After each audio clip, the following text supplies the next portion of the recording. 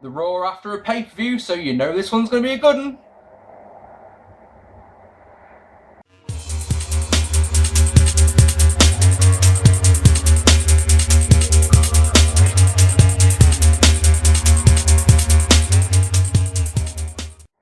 Hello ladies and gentlemen, welcome to some more Raw thoughts. Oh yes, and as I just mentioned, it's the Raw after a pay-per-view, and so far this year, especially since WrestleMania, the Raw after a pay-per-view has been brilliant. So of course, high expectations going into this one after the recaps of SummerSlam. John Cena comes to the ring, and the crowd chants "Cena sucks" at him with furious abandon, which is always good. He's got a torn tricep. So he's going to be out for 4 to 6 months. That's what's making that big-ass ball of fluid on the end of his elbow. And of course, while the fans are chanting this, they're chanting... While Cena's telling this, the fans are chanting yes because they're nice like that. This brings Daniel Bryan out and they shake hands, which is all good. But as soon as he begins to talk, out comes Stephanie McMahon. Oh, no. And she says that Triple H did what was best for business. Brian talks about Triple H being part of Generation X, how he was a rebel, but now that he's in a corporate, he's a corporate kiss-ass, basically, is what he's trying to say, isn't it? Daniel Bryan says to Stephanie, if you lie down with trash, sooner or later you're going to stink. Ooh, great line, really like that one. He says he doesn't care if he's fired, but if he is going to be fired, he's going to do something to remember him by, which is what they'll give him a reason to do so.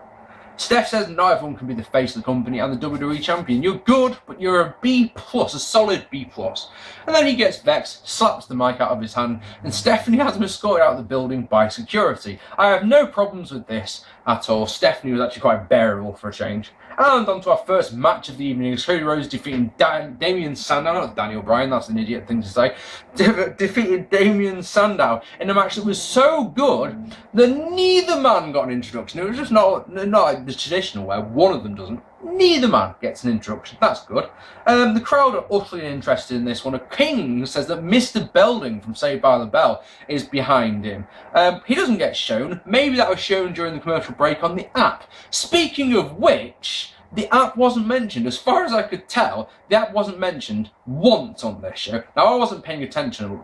I wasn't actually looking out for app mentions, obviously, but I don't remember that. I also don't remember the one being on SummerSlam and last week's Raw. Now I mention it. Now, do you reckon that's that they've given up on it? Do you reckon they've seen that only X amount of people have downloaded it and gone, right, that'll do, let's just cater to them? They just haven't plugged it. I'm not complaining. Trust me on that one.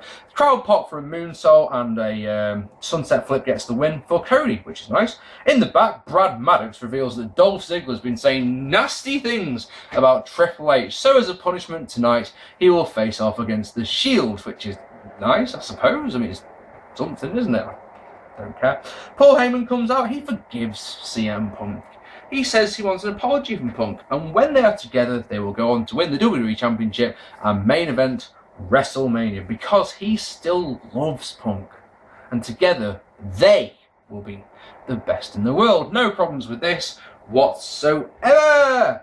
In the back, the Bella Twins wish the Funkadactyls some good luck in their match. In their match, they then defeated Layla and AJ, which is nice. The Shield defeating Dolph Ziggler. I actually enjoyed this match a lot more than probably people would expect me to. Decent storytelling, basically. Dolph gives the fans just enough belief that he can win this match before falling to the inevitable numbers game, and a truly gargantuan spear by Roman Reigns gets the win. A triple powerbomb after the bell for Dolph. Don't say nasty things about Triple H, Dolph. We've talked about this. Alberto Del Rio versus Sin Cara. It finishes defeats Sin Cara by a ref stoppage. Sin Cara goes for a suicide dive through the second rope. He must have either banged heads, whacked his wrist, landed on his knee. I don't know, whatever happened. Instantly, the moment he landed, he was doing this to the referee, come over, there's something wrong. Referee tries to stop it. Referee does stop it. Referee stops it when Sin Cara gets chucked into the ring, and of course ADR heals it up a bit with a couple of well-placed stomps. And then he cuts a promo. He cuts a promo before Ricardo comes out. Get ahead of yourself there, Mark. Cuts a promo about how he's a hero to the Latinos everywhere. And this brings Ricardo out, who says he's not a hero, and I'm really proud that I don't have to work for you anymore. But I do work for someone else. I work for someone new. I've found someone new, he says. He's found Rob Van Dam. And it was one of those, Oh, that's an odd pairing. Alright, Rob Van Dam's promos are wonderful, but he doesn't need someone doing his introductions for him, does it? I don't understand how it's going to work at all. Rob Van Dam gives out some beats, he goes up top to do the 5-star frog splash, and Alberto Del Rio runs away. Yay! So, I mean, I suppose that transitions Alberto Del Rio onto his next feud, but, I mean, and there's in worse ways, for worse reasons for men having matches, but I don't know, I just didn't expect that one for some reason. I didn't expect that one at all. And then the Primetime Players defeated the Real Americans in a weird match. Weird because Titus O'Neil played the face in peril, getting the hot tag Darren Young. And I've got no problem with that per se. It's just that the size differences mean that Darren should be the one who plays the face in peril. A gut check though by Darren Young gets the win. In the back, Big Show is talking to Renee about teaming with Henry to take on the Shield. Brad Maddox interrupts him because Show's been saying nasty things about Triple H, so he will face the Shield tonight in a handicap match. There's also a triangle match. In Dolph Ziggler's match, the Shield had to still obey the standard tag rules, yeah? In this one, oh no, anything goes, happy days. And then, oh dear, Justin Gabriel and Zack Ryder get some TV time for a change because they're talking to some guy about Foot Locker, which is nice. And then Fandango interrupts and dances, and that's nice. Wow. Yeah. We get a video about SummerSlam, which is lovely, and then Ryback is a bully. Hooray!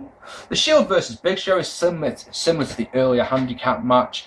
Once again, Show is able to look good, and it makes you feel like he could get the win here, but eventually the numbers going to catch up with him, and a triple powerbomb this time puts the big man down. And then CM Punk comes out selling last night, which makes me a happy boy. He goes tech at some guy in the crowd, telling him to get into the ring because he'll give you beats. He's still not cleared to fight, and he talks about Paul Heyman, obviously. He says that if he gets the WWE Championship, if he gets the main event at WrestleMania, then if an apology is what it will take, then Paul Heyman come out, and you might get your apology. So Heyman comes out with Curtis Axel, and of course CM Punk says, I apologise for not kicking your ass more last night. Hey, happy days. Paul tells Curtis Axel to go and tape up his fist for a fight. And when we come back, we get a match. Not a match per se, because there isn't a ref, but it's a fight. It's a beatdown. It's pretty heavy and hardcore, and there's weapons and all sorts of good stuff. Punk selling is fantastic of the leg, especially when, he gets quite a bit of a beatdown, goes to the GTS, and that misses. Curtis Axel was able to attack with the chair, working the knee. He puts the chair on the knee. Paul Heyman on the outside says, "You broke my heart, now break his leg." A fucking superb line that is. Hey, when he comes off the top, Punk moves. He's able to unload with the chair. He sells the leg beautifully, and he uses he gets him up on the shoulders on the outside and launches him face first onto the ring steps. Now I suppose that could be counted as it goes to sleep, couldn't it? But it's just the steps of the knee. Maybe. It was all good stuff though. I like this one a lot. And then there's R-Truth getting owned by Bray Wyatt, which is lovely, in nothing match. And then Los Matadores are coming. Love that. Primo and Epico, I've been told. Don't know if that's true, but that's what I've been told. Los Matadors. Is it not? That's surely how it's written, but they're Los Matadores. I don't know. Usos defeating 3MB in a nothing match that plays to silence was way too long. Then The Miz defeated Wade Barrett in a nothing match again after Fandango, of all fucking people, came in and hit a leg drop off the top. So all that stuff at SummerSlam with The Miz and Fandango, they are going to start feuding in one of those. Oh, good. Yay, there's a match I really want to see. And in the back, Steph is informed by Brad Maddox that Daniel Bryan is back into the building, and she's quite happy about it. And then, in our main event, because fuck wrestling, eh?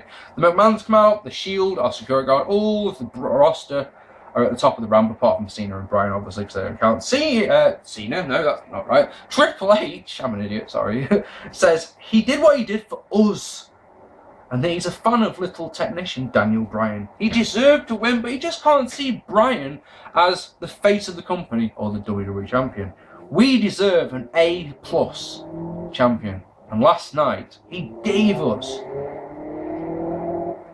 an A+ champion. He acknowledges that Randy Orton and he have got bad blood, a lot of water under the bridge, he says. But he's prepared to ignore that for what's right for business. If Daniel Bryan has a personal issue with that, then he's just selfish, which is right, obviously. He introduces Orton as the coal that has become a diamond. That's nice, isn't it? Oh, and thanks, Triple H. But first, he shakes hands with Vince, shakes hands with Hunter, and then Steph hugs him. Now that, friends, that's forgiveness right there. After all the shit that Orton did to her a few years ago, happy days, it's business, everything's forgiven. Give us a hug, you old bastard. Yo, we're best mates again. Fucking A. Triple H calls out Bryan, even getting a yes chant going. He gets them to play his music. Bryan comes to the ring and doesn't get as far as the ring because the Shield give him beats. When he finally escapes, the big Hope comeback, kicks Rollins, hits a hip toss on the ramp on Ambrose, and as he's making his way to the ring, gets speared by Roman Reigns. And then they go to triple powerbomb, and Hunter says, "No, if you've got something to say, I want him to get in the ring." So eventually he gets in the ring, and the moment both his feet are inside the ropes, he gets an RKO. And that's the thing that we see at the end of the show is the McMahons, Randy Orton, standing over the broken body of Daniel Bryan. And that was Raw, a show that's 3 hours long, that felt like they had about an hour's worth of content and have to stretch it to 3 hours. I liked the Daniel Bryan stuff, truly I did. And of course I liked the CM Punk and Heyman stuff. And I liked the 2 handicap matches because of the stories that they told. The rest of the show was so bad. I didn't care for any of it at all, and it just felt rubbish. Not a Raw after a pay-per-view at all. But what did you think? That's just what I think. What did you think? Let me know down below. I would love to hear what you thought. My next video will be a 97th Heaven episode. I'm going to do SummerSlam 1997. Oh yes, I'm sure you'll remember that one. And yeah, hit like, hit subscribe. I've been Mark P. Thank you so much for watching, and I'll see you all very soon. Take it easy, guys.